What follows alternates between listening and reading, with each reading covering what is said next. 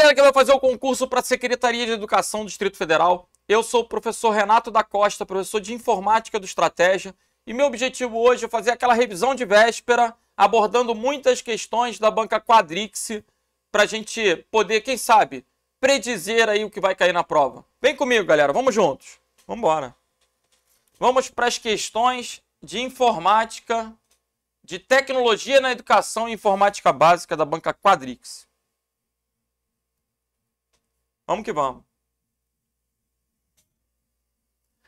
A principal função de um firewall, o que é um firewall? Uma parede de fogo. É um dispositivo de segurança que vai impedir a entrada de intrusos, servindo como um muro, controlando tudo aquilo que entra e que sai da rede. Então, a principal função de um firewall é impedir a ação de vírus nos computadores e nos dispositivos de armazenamento? Não. Essa é a principal função de um antivírus. Por isso, essa questão está errada. Logo, ele não impede a ação de outras pragas virtuais como spywares e malwares. Ainda tem erro, porque o antivírus ele também impediria a ação de outras pragas virtuais. O que a gente tem que entender, pessoal? Vamos lá. O firewall é como um muro. Se uma questão perguntar na prova se o firewall pode impedir a entrada de vírus oriundos da internet, a questão é verdadeira. Porque o muro pode impedir a entrada do ladrão. Então, tudo aquilo que vem da rede, o firewall vai controlar. E com isso pode bloquear. Agora, se você colocar um pendrive infectado, o firewall não está nem aí para o pendrive. Logo, você vai conseguir contaminar a máquina. E se a máquina já está com o vírus, o muro, gente, ele não cai em cima do ladrão para matar o vírus. O muro não corre atrás do ladrão. Então, o muro, o firewall, não combate vírus que já existam na máquina. O que ele pode fazer é impedir a saída. Impedir a saída de informações não autorizadas, impedir a propagação daquele malware. Entendam o firewall como, de fato, a ideia do muro, da muralha. Ele pode impedir tudo que entra e tudo que sai. Ele pode controlar tudo que entra e tudo que sai. Na rede, não tem nada a ver com pendrive, CD, DVD. Se você colocar uma mídia local, aí as informações não vão passar por esse firewall, ok? Lembre que o firewall pode ser tanto um equipamento físico, quanto um programa acompanhando o sistema operacional, por exemplo. O próprio Windows tem um firewall, que é o Windows Defender. Ele tem uma central de segurança que tem um firewall nativo, ok? Então, quem combate vírus já existentes na máquina, quem vai escanear, o que é isso? Varrer, efetuar varreduras em discos como pendrives, discos rígidos, vai ser o antivírus. O antivírus tem essa característica de escanear. Escanear é realizar uma varredura, buscar. Estou entendendo. Então, primeira questão está errada. Vamos que vamos. De um modo geral, os antivírus se baseiam na técnica de escaneamento. O que é isso? Varredura. O que eles vão fazer? Vão procurar por vírus conhecidos. Esses vírus conhecidos, eles pertencem a uma lista de assinatura de vírus. A assinatura de vírus traz o tamanho do vírus, traz características que vão permitir identificar aquele vírus. Então, de um modo geral, os antivírus se baseiam nas listas de assinatura e realizam a varredura nos discos em busca de padrões para localizar o vírus. Essa questão está certa. Agora, um detalhe. Todo dia surgem centenas de novos tipos de vírus. E para que os antivírus estejam preparados para lidar com aquilo que eles não conhecem, existem antivírus de segunda geração que realizam buscas, na verdade, realizam o quê? Trabalhos baseados em heurística. O que é heurística? Eureka, eureka! Descoberta. As heurísticas, elas vão permitir descobrir vírus ainda não conhecidos a partir de comportamento anômalos, de características. É uma técnica de inteligência, descoberta. Ok? Eureka! Vamos para a próxima. Uma forma de se prevenir contra os códigos maliciosos é não clicar em links recebidos por outras pessoas. É ter uma navegação salutar, né? Prestar atenção na hora de baixar, de executar, de clicar. Então, não clicar em links recebidos por outras pessoas, nem mesmo os recebidos de pessoas confiáveis, uma vez que não podem ser considerados totalmente seguros. Galera, essa questão está certa.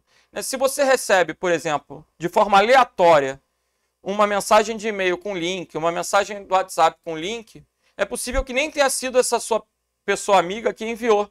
É possível que ela esteja contaminada e que a máquina dela passe a replicar esse tipo de mensagem. E se você clicar, vai pegar o vírus também. Então, volta e meia, inclusive é engraçado que nos grupos a gente vê as pessoas colocando: pessoal, não fui eu que mandei essa mensagem não. Porque a máquina dela está infectada e ela fica replicando, muitas vezes sem saber. Essa é a característica, por exemplo, de um computador infectado por um worm. O worm ele tem essa função de ficar se propagando. E aí ele se replica através de redes sociais, através de correio eletrônico. Legal? Então, a questão está certa. Vamos que vamos. O usuário deve ter cuidado ao se realizar o download de arquivos.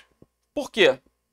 Porque arquivos executáveis, por exemplo, são altamente propensos a serem maliciosos, desde que você não conheça a origem, né? Desde que você não esteja procurando aquele arquivo. Ah, alguém me mandou um joguinho, eu vou jogar para ver se é bom. Não faça isso, né? Você não pode assumir esse risco.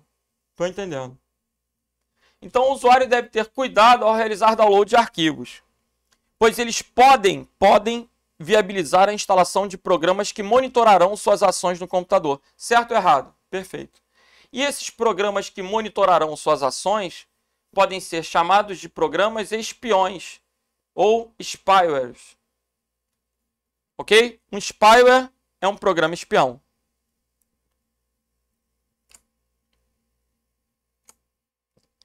Agora a gente vai para uma questãozinha de Windows. No explorador de arquivos do Windows 10, caso o usuário selecione um arquivo e clique o botão reciclar, você já reparou que ao clicar nessa setinha abaixo do excluir, aparece uma opção chamada reciclar? Qual é o conceito de reciclar? É enviar para a lixeira. O Windows ele tem um padrão, né, gente? Se você exclui um arquivo do disco rígido, por padrão ele vai para a lixeira. Mas se você quiser forçar a ida dele para a lixeira, existe o botão reciclar. Logo, o arquivo em questão ficará protegido contra a exclusão? Não. O arquivo será excluído. Só que essa exclusão possibilitará, em caso de arrependimento, que você entre na lixeira e restaure o arquivo. Galera, só vai para a lixeira aquilo que já foi excluído. Existe o conceito de excluir definitivamente e existe o conceito de excluído. Então, vamos lá. Se a pessoa clicasse só no X, o Windows ia avaliar. É um arquivo do disco rígido? Então vai para a lixeira. É um arquivo do pendrive? Vai ser excluído definitivamente, porque pendrive não tem lixeira. Então perceba. Se você clicar em reciclar, você está forçando a exclusão passando pela lixeira. Se você pressionar, por exemplo, um Shift Delete, você exclui a exclusão, você força a exclusão definitiva, sem passar pela lixeira.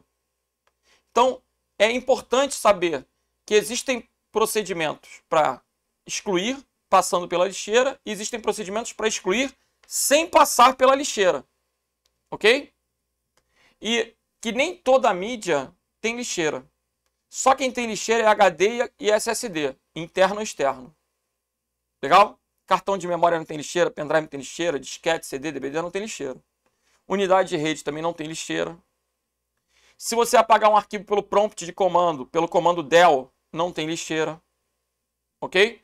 Arquivos maiores que a lixeira não vão para a lixeira. Mas é óbvio, se ele é maior não cabe. A lixeira tem um tamanho. A lixeira armazena os últimos arquivos excluídos, como se fosse uma fila. Beleza? Depois de um tempo, é possível que a lixeira vá acumulando e fique cheia. Aí o que vai acontecer?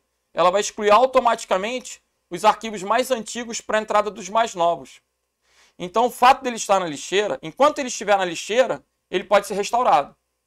Mas nada garante o tempo que ele vai ficar na lixeira. Porque se você começar a apagar um monte de coisa, vai entrar na fila. Os mais velhos vão sair para a entrada dos mais novos. Estou entendendo. A questão, então, está errada. Você não está protegendo o arquivo. Quando você clica em reciclar, você envia ele para a lixeira, que é um procedimento de exclusão. Reversível, mas é um procedimento de exclusão. Então, essa questão está errada. Com o Microsoft Defender, que é a central de segurança, a gente tem antivírus, anti-spyware, firewall. Não é possível instalar outro programa antivírus. O que você acha? Não é legal, pessoal, ter 2 antivírus na máquina. Isso é um fato. Porque senão um acaba achando que o outro é um vírus. E a máquina começa a dar problema. Então eu não devo ter 2 antivírus instalados na máquina. Eu posso ter um antivírus, que é genérico, e um específico, tipo um anti-spyware. Aí beleza. Eu posso ter um antivírus e um anti-spyware. Aí a máquina vai funcionar na boa.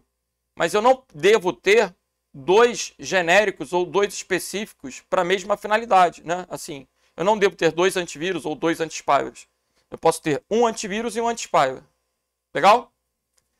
E para eu poder instalar um antivírus de terceiros, eu tenho que desabilitar o antivírus do Windows para poder seguir essa lógica desse raciocínio. Logo, a questão está errada. Porque ela diz, não é possível. Claro que é possível. Opa, peraí. Com o Windows Defender, o antivírus padrão do Windows, não é possível instalar outro programa. É possível sim. Enquanto ele permanecer instalado. E agora? Não é possível instalar outro programa enquanto ele permanecer instalado. Gente, é possível sim. Só que se eu mantiver ele instalado, a máquina vai funcionar de maneira inadequada. Então, o que eu posso fazer é desabilitar ele. Veja que questão da Quadrix aqui, um tanto confusa, né? A palavra possível, ela é uma palavra bastante permissiva. Como assim? Para que a questão esteja errada, teria que ser impossível. Eu estou dizendo que ter 2 antivírus na máquina vai causar o mau funcionamento do computador. Mas é possível ter 2 antivírus? Sim, é possível. Não é adequado, não é recomendado.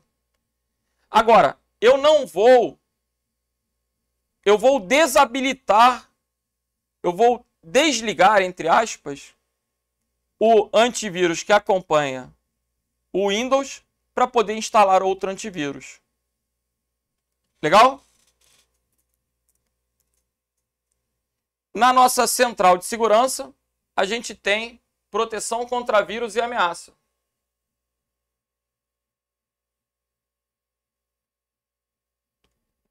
E aí, é possível gerenciar essas configurações. Proteção em tempo real, eu posso desativar. Proteção fornecida da nuvem, eu posso desativar. Eu posso desativar essas proteções de modo a deixar de usar as proteções do Windows e passar a usar proteções de terceiros. Por que a questão ficou errada? Porque ela diz não é possível. É possível sim instalar outro antivírus no computador. É recomendável que você desabilite o monitoramento do Windows. Por quê? Eu não devo ter 2 antivírus instalados na máquina. Não é recomendável. Quando eu falo não devo, eu estou dizendo que não é recomendável ter 2 porque haverá um conflito, né? Um pode achar que o outro é um vírus e a máquina vai funcionar de forma inadequada. Espero que você tenha compreendido a questão, ainda que a maneira como o examinador colocou não é uma maneira muito didática, né? A questão está errada porque é possível, desde que você... É possível, embora não seja adequado. O adequado seria que você apenas desabilitasse o monitoramento dele. Estou entendendo. Vamos para a próxima.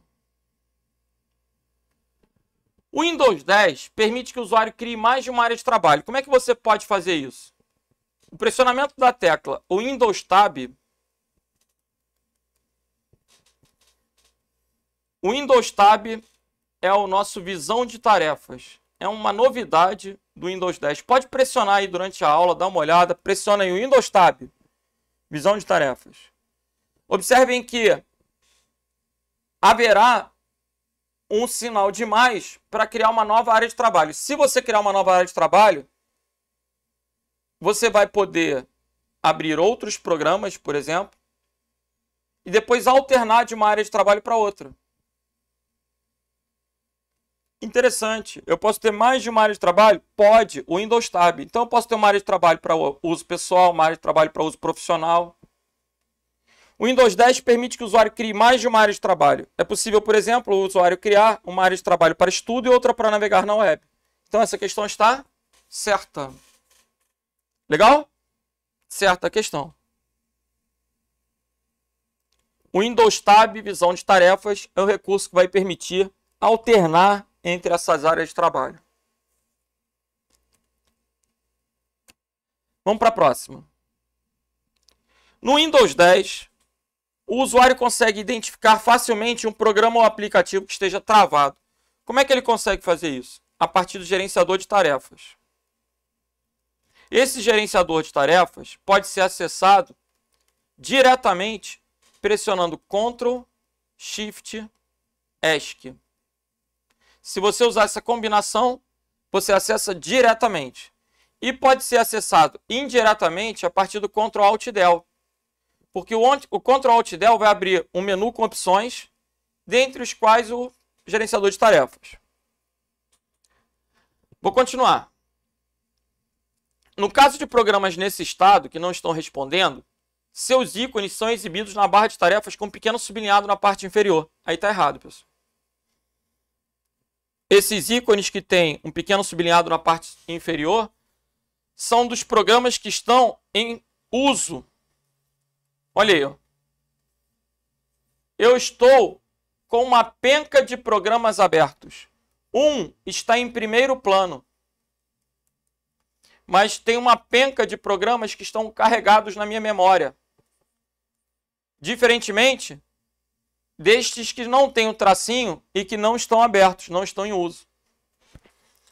Notem que essa barra de tarefas é do Windows 11, mas no Windows 10 é a mesma coisa. Então, nós temos ícones de programas fixados, que vão servir como atalhos. Esse aqui é um atalho, esse aqui é um atalho. Né? Esses aqui são atalhos. Mas quando a gente abre um programa, ele difere dos demais por essa linhazinha embaixo.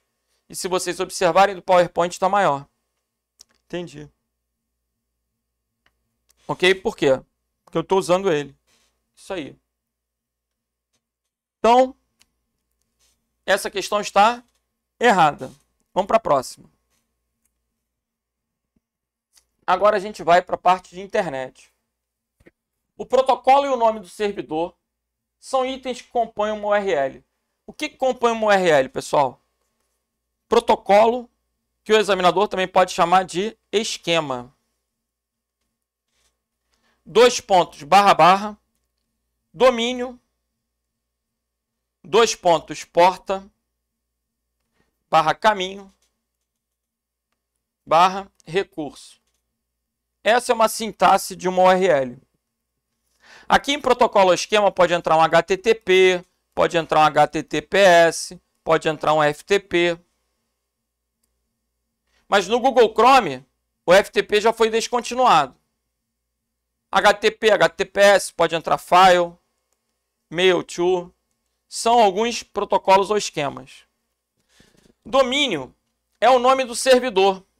O que ele chamou de nome do servidor é o domínio, que vai ser o nome do site propriamente dito, né?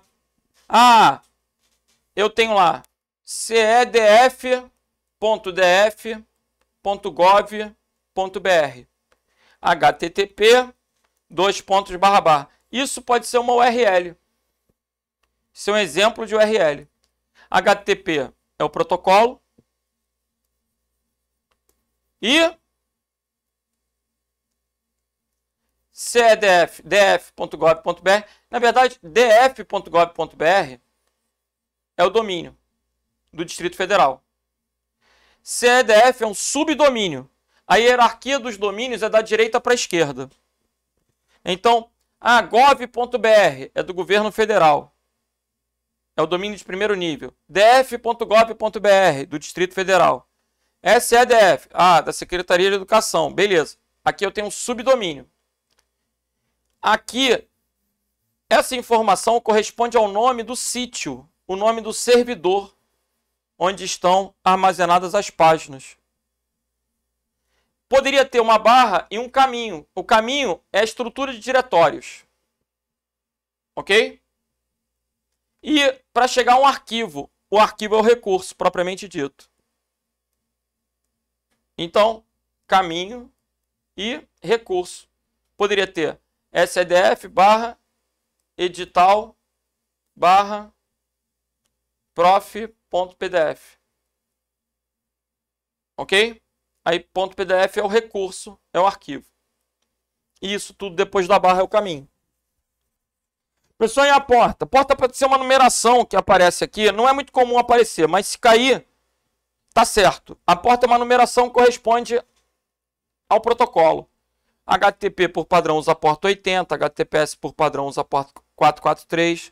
Como essas portas são padronizadas, elas não vão ser necessárias. Salvo se você queira usar uma porta diferente num contexto privado. Ok? Então essa questão está certa, né? O protocolo, HTTP, o nome de servidor, sdf.df.gov.br, são itens que compõem o endereço virtual, que é uma URL. Vamos para a próxima. Vamos embora.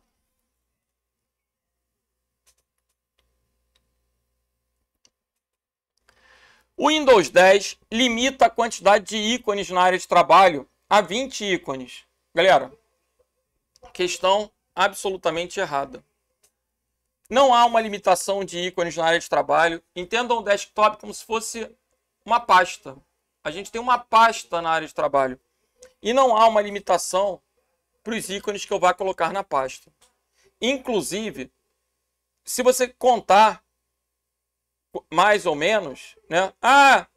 Quantos haverá? Depende da sua resolução, depende do tamanho do monitor. Se você tem um monitor maior, você vai ter uma área de trabalho maior. E, consequentemente, poderá ter mais ícones. Se você tem uma resolução melhor, a sua área de trabalho fica maior. Os ícones ficam menores e você vai poder ter mais ícones. Então, existem fatores que vão influenciar em quantos você consegue visualizar, por linha, por coluna. Ok? De acordo com a resolução, com o monitor. Tá, entendi. Então, essa questão está errada. No Windows 10, o que é esse ícone aí? Esse ícone aparece no cantinho inferior direito, junto com a data, com a hora. É um pedaço que a gente vai chamar de área de notificação. Vocês já viram? Olha para a parte de baixo da tela, no canto inferior direito. A gente tem vários íconezinhos. Esse ícone indica que você está com um cabo conectado na máquina. É uma conexão Ethernet. Esse cabo é um cabo Ethernet, comumente um cabo par trançado com conector RJ45. Isso representa que você está com a rede cabeada. Diferentemente do Wi-Fi, né? O Wi-Fi é tipo uma coisinha assim, ó. Aqui eu teria o ícone do Wi-Fi. O Wi-Fi é sem fio. E essa conexãozinha é a conexão Ethernet. No Windows 10, o ícone Ethernet, o íconezinho da conexão de rede cabeada, aparecerá quando o computador estiver conectado à internet ou a outros computadores em uma rede local através de um cabo. Então, essa questão está certa. Vamos para a próxima. Um dos procedimentos que o usuário pode realizar para proteger seu computador é instalar um antivírus, instalar um firewall, manter o sistema operacional sempre atualizado, Vamos ver. Desabilitar a autoexecução de mídias removíveis. Essa questão está certa. O que é autoexecução de mídias removíveis? Já aconteceu de você colocar o pendrive e ele já abrir uma janela perguntando se você quer instalar um programa, alguma coisa nesse sentido? Isso era muito comum com CD e DVD, inclusive, antigamente. Essa autoexecução, ela pode autoexecutar um vírus. Então, pode não ser interessante, é uma vulnerabilidade, por isso deve ser desabilitado.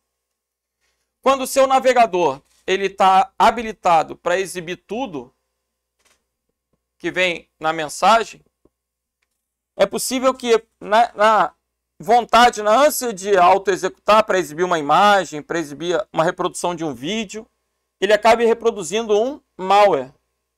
Então hoje, quando você recebe um e-mail, é muito comum, se você estiver trabalhando com IMAP da vida, por exemplo, um protocolo que vai manter a mensagem no servidor, você não visualiza nem as imagens no e-mail. Você vai ter que provavelmente clicar com o botão direito e pedir para baixar a imagem. Não é comum, hoje em dia, você querer executar as coisas automaticamente. Por quê? Porque elas podem ser vírus e vão contaminar a máquina. Então, essa questão está certa. Esses recursos de execução automática são vulnerabilidades. Daí devem ser desabilitados. Legal. Vamos lá para o Piauí. Mesmo que use o computador de um terceiro para navegar na internet, não é o teu, é de um terceiro. O usuário deve permitir que suas senhas sejam memorizadas. Tá na cara que a questão está errada, né, pessoal? Se eu vou usar o computador dos outros, eu vou mandar salvar a senha? Se eu vou usar um computador no meu trabalho, um computador que todo mundo usa, um computador público, uma lan house, eu não devo jamais permitir que ele salve senhas. Pelo contrário, eu vou querer usar uma navegação privativa, uma navegação anônima. Hoje em dia, os principais navegadores têm navegações que não deixam rastro na máquina. Então, se eu estiver acessando um computador de terceiros, um computador público, eu vou querer navegar em modo anônimo, privativo, em private. Ok? Essa questão está errada. Se eu fizer o que ela está mandando, amanhã ou depois o outro carinha vai entrar na página e já vai preencher a senha automaticamente. Não pode. Questão errada. Próxima questão. No Windows 10, o que é a Cortana? É um assistente virtual. A ideia da Cortana é permitir que você converse com a máquina.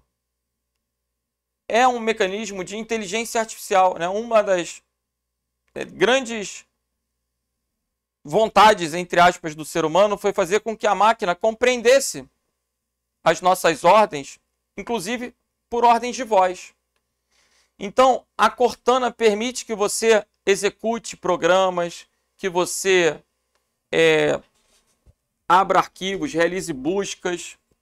A Cortana está para o Windows, assim como a Alexa está para a Amazon, assim como a Siri está para a Apple. Ok? Então, nós temos a Cortana como sendo um assistente virtual. Vamos ler. No Windows 10, o Cortana é um aplicativo que tem como única função localizar arquivos armazenados em diferentes partições? Não, essa questão está errada. Vamos para a próxima. O Windows 10 somente permite a instalação de programas. Somente permite a instalação de programas a partir da loja da Microsoft denominada Windows Store. Questão errada. Você pode instalar programas de terceiros. Você pode instalar programas quaisquer que sejam compilados para o Windows. Esse somente aí está errado. Eu posso, inclusive, desenvolver um programa com uma linguagem de programação para o Windows e criar um banco de dados para uma loja, para uma empresa.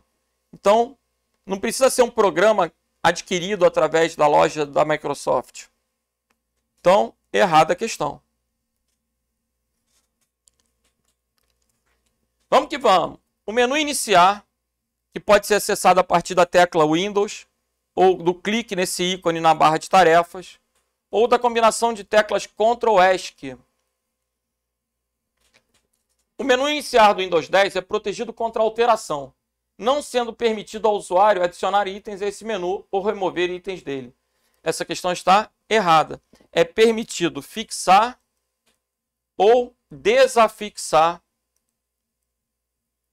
programas no menu iniciar. Aqueles programas que eu uso com mais frequência, eu posso querer fixar no menu iniciar. E eu também posso querer desafixar. Ok? Clicando com o botão direito, você vai ter a opção de fixar ou desafixar. Beleza.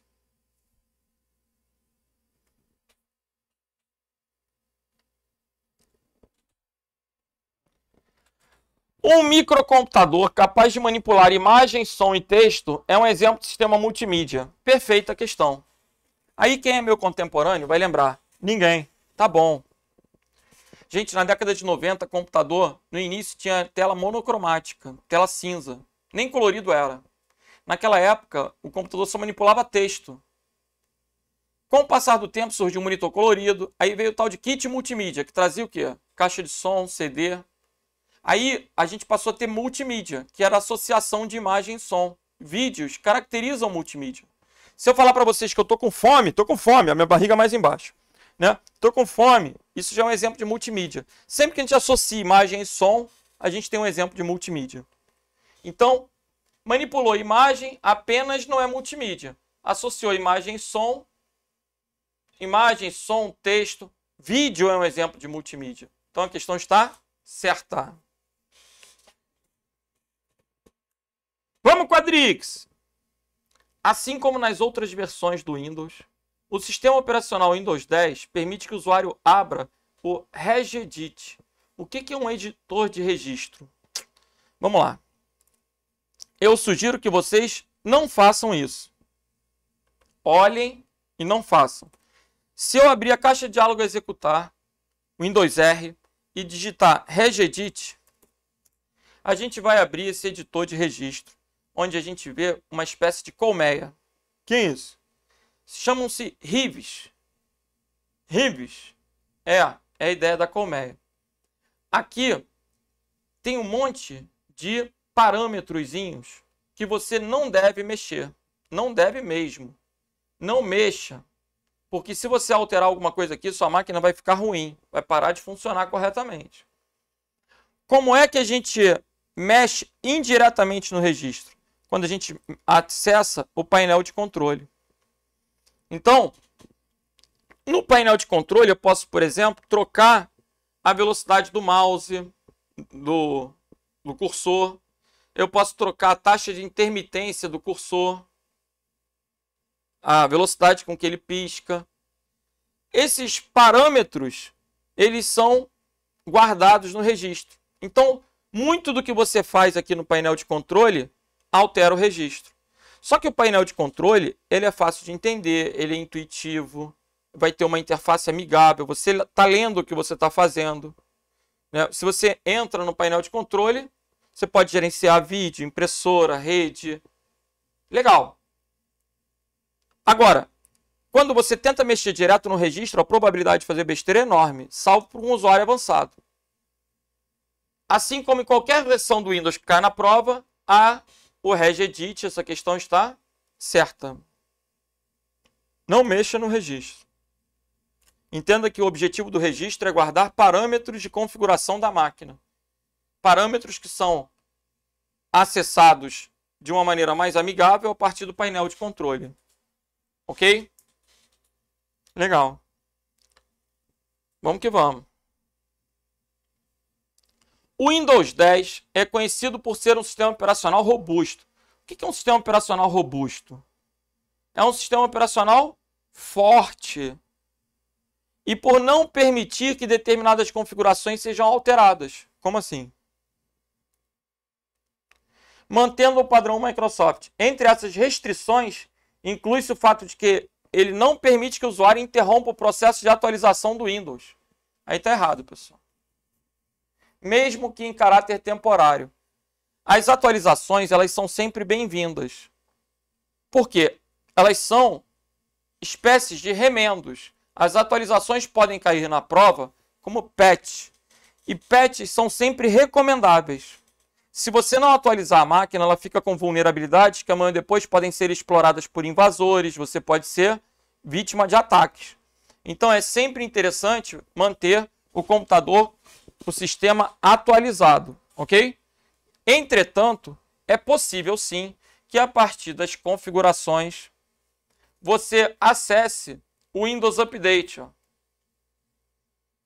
E com isso você pode pausar as atualizações pelo tempo que achar conveniente dentre as opções listadas. Ok? Então, é possível pausar as atualizações. Observem a questão.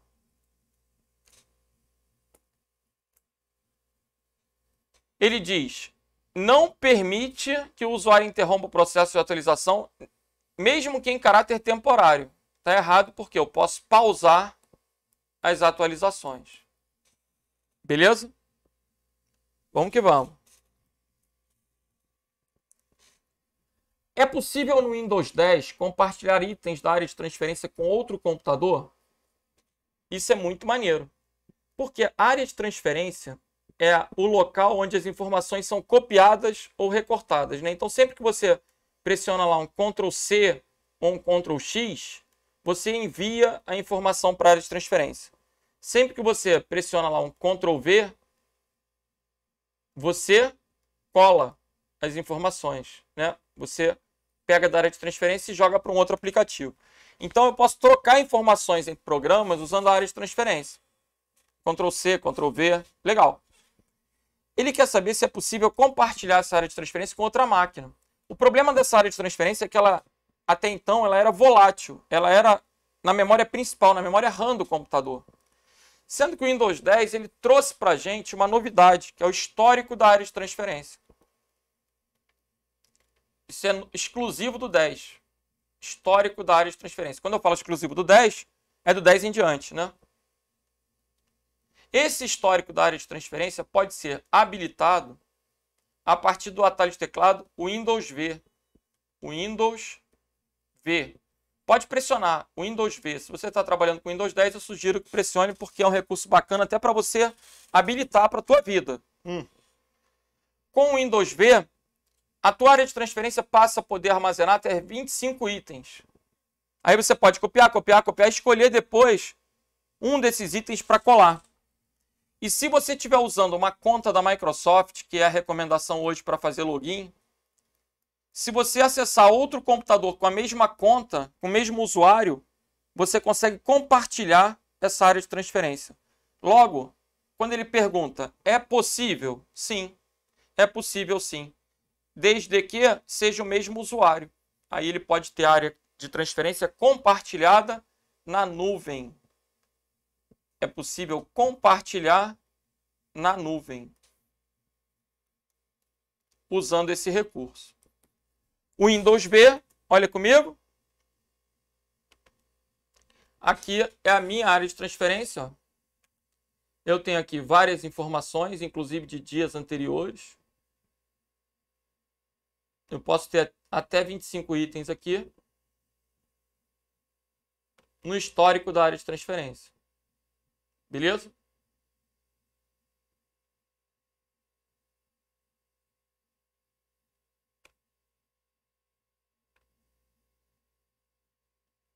Vamos que vamos. Windows V. Isso. O Windows 10 permite que o usuário use o ditado. Isso é, use a fala em vez de digitar no computador. Para começar a digitar, o usuário deverá selecionar um campo de texto ou abrir um documento do Word, por exemplo, e pressionar as teclas Windows D. Cada vez mais, a Microsoft investe em recursos de acessibilidade. Essas configurações de acessibilidade vão permitir que pessoas com necessidades manuseiem o equipamento com uma maior facilidade de uso, né? Então, existem vários recursos. A gente tem teclado virtual, a gente vai ter teclas de aderência, teclas de filtro, a gente tem recursos no Windows para narrar, um narrador. Olha aí. O narrador ele vai ficar lendo tudo que está na janela. Então, para um deficiente visual, por exemplo, é um recurso bem legal. Deixa eu desligar. Eu tenho que desligar o narrador. Beleza. Num Word da vida que ele cita, no Word 365, no Word 2016, 2019, a gente tem um recurso ditar. Né? No Word 2019, no Word 365, a gente tem aqui ditar. Ditar. Se você clicar em ditar, você vai poder, ao invés de digitar, de fato ditar. E olha, gente, é uma ferramenta que está bem legal, hein? Antigamente, a gente ficava preocupado com esses programas de reconhecimento de voz porque eles erravam muito. Mas hoje, eles são muito precisos. Assim, quem não conhece, no dia a dia, pior que é uma informação interessante. De verdade. Olha comigo. Eu posso, ao invés de digitar um livro, eu posso começar a falar o livro. É um recurso que hoje tem uma qualidade muito grande, há poucos erros. Então, o Word realmente está cada vez melhor, né? Lógico que sempre pode passar algum errinho, mas tá bem legal mesmo. Bom, vou fechar aqui o recurso do ditar. Só que o atalho não tem nada a ver com o proposto Windows D. O atalho para o ditar vai ser Alt e crase. O atalho para ditar é Alt crase. Então, não tem nada a ver com o Windows D. O Windows D, pessoal, é o atalho para o desktop. Por isso essa questão está errada. O Windows D vai minimizar todas as janelas e mostrar o desktop. Mostra a área de trabalho. Mostra a área de trabalho. Então a questão está errada. Legal? Vamos para a próxima. Um dos recursos do Windows 10 é o fato de ele permitir o agendamento para ativação automática da luz noturna, que faz com que a tela mostre cores mais suaves para os olhos. Esse recurso está certo. E, de fato, ele vai fazer com que você não perceba muita diferença entre um roxo e um azul. É um recurso, olha aí, ó. A gente tem, dentro de sistema, a opção de tela, luz noturna. Aí você estabelece o horário e ele vai mostrar cores mais quentes na sua tela para ajudá-la a dormir. Fala sério, não quero dormir. Então desativa. Ok? Essa questão está certa.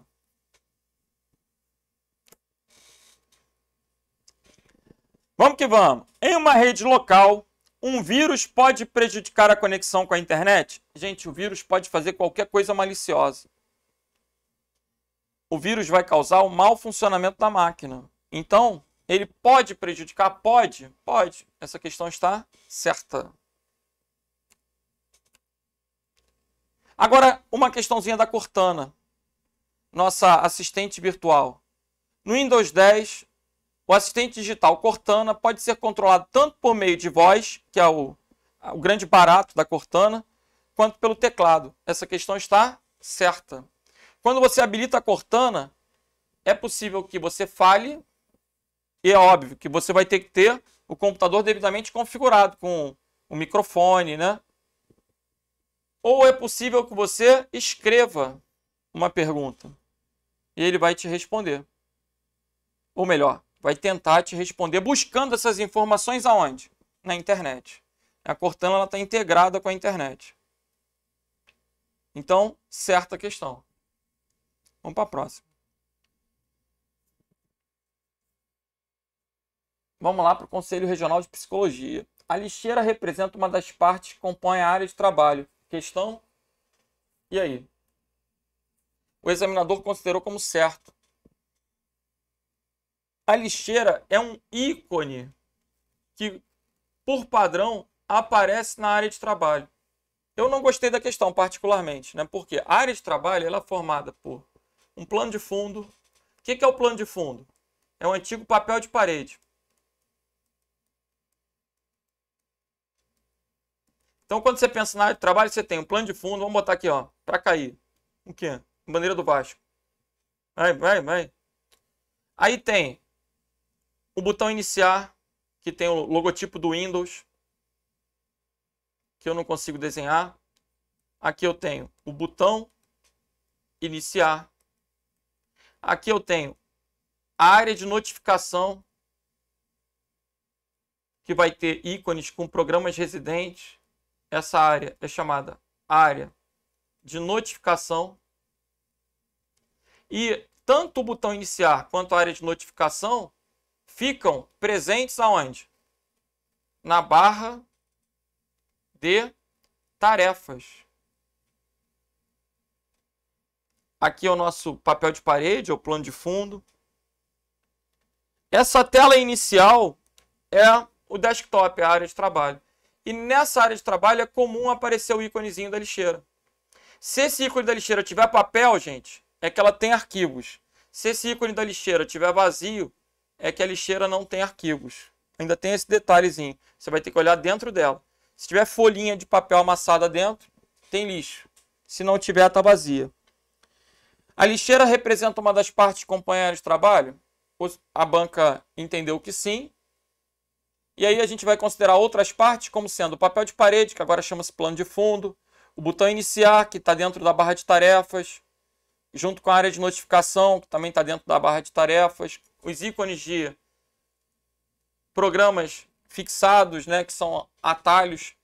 Inclusive na área de trabalho eu também posso ter atalhos, que são ícones com uma setinha no canto inferior esquerdo.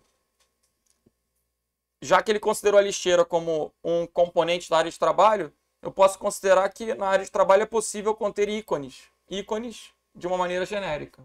Inclusive, ícones de atalho. Ok? Vamos que vamos para a próxima. A forma mais segura que o usuário do Windows 10 dispõe para proteger seu computador é criar um PIN. O que é um PIN? Número de identificação pessoal. É um número com 4 dígitos para acessar o computador. O PIN difere da senha justamente pelo tamanho, pela quantidade, pelo tipo de caractere. Tipo de caractere é horrível. Tipo de caráter, que é o singular de caracteres. Tá bom. Então, eu vou criar um PIN. O PIN vai ter o quê? 4 números. Se eu criar uma senha, a senha vai ter 8 números, combinando letras, números. Nas senhas eu vou poder ter letras maiúsculas, letras minúsculas. Então essa questão está errada, pessoal. Por quê? O que ele está colocando está se referindo à senha e não ao PIN. Uma outra coisa que vale a pena você saber que existe é o Windows Hello. Windows Hello. Você sabia que existe uma configuração de entrada com impressão digital, com reconhecimento facial? Esse recurso no Windows é chamado de Windows Hello. Por que o meu não admite reconhecimento de impressão digital? Porque eu não tenho aquele aparelhinho para botar o dedão, que é o fingerprint. Por que eu não consigo fazer reconhecimento facial? Porque a webcam da minha máquina não é boa. Quais são as opções que eu tenho? Reconhecimento de rosto, reconhecimento de impressão digital, PIN. Qual é a vantagem de entrar com PIN? É rápido. Né? Use um PIN. Uma chave de segurança. uma espécie de token, uma senha, são mecanismos de identificação. Senha com imagem, olha aí, seria passar o dedo em determinada parte da tela no monitor touch, por exemplo. Legal. Então, essa questão está errada, mas foi interessante porque a gente viu o papo do Windows Hello. E agora, um assunto que também está contemplado aí, que é o backup. Vocês sabiam que é possível fazer backup com fita? Quando a gente fala de fita, parece uma coisa tão velha, tão obsoleta, né? Mas a gente tem fitas, hoje em dia, com grande capacidade de armazenamento. Se eu colocar aqui, ó, fita LTO. Olha comigo. Fitas com 30 terabytes de armazenamento. Só para ilustrar, um pendrive tem 32 GB, uma fita tem 32 tera. É 1000 vezes maior do que um pendrive. Um HD externo vai ter 1 tera, 2 teras. Uma fita dessa tem 30 tera. Quem é que vai usar a fita? Grandes empresas que precisam fazer backup de muitos dados. Agora, o aparelho para reproduzir uma fita dessa, drive de fita, um aparelhozinho desse, custa aí, ó, 15 mil reais para você comprar para poder manipular essas fitas.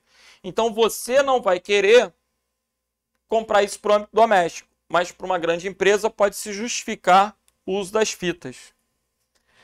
Aí tu imagina, eu vou jogar no Google.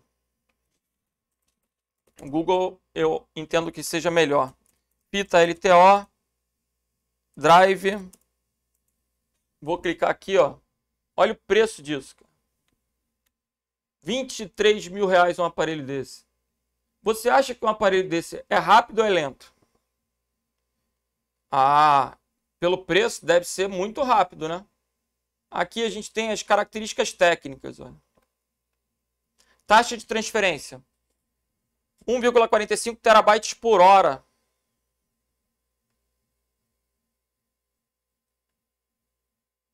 Aqui ele está trabalhando com os dados por hora. Conteúdo da caixa, plá, plá, plá, plá, plá, plá. Então, a velocidade dele é alta. As fitas são dispositivos que possuem baixa velocidade de acesso. Já está errado.